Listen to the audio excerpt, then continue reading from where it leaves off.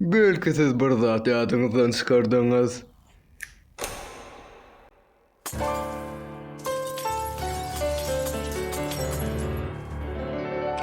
Bilmeyedim sizin bilmeyeninizi. Kim hem işi başlığın yerine yerleşedi. Nemçin devam edeyli şu manisiz oyunu. Men görünmedik için bilen ben size düşündürür. Göryen dostum siz kıyınan yanım. Ağzınız olmasa nemçin kıyır yanım. Vurmalar veren elini başka elin bolmadan bölüyor. Sırıktan başka koy bolmayan siz düşünmeli. Tayar bolmalı ve keyif almalı. Sebebim ben son başlığı.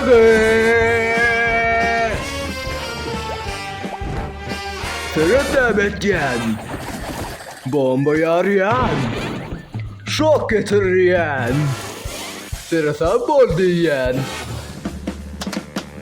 Men berde bastık men adım kendini biliyorum. Siz karan sok mu, siz kısırlığınız mı, o istesen ağlay.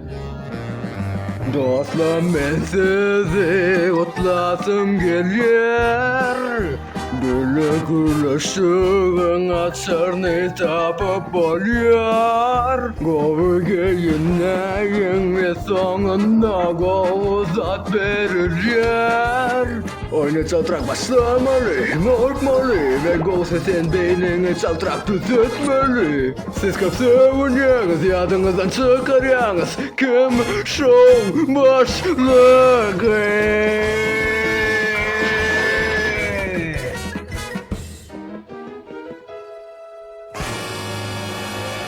Ho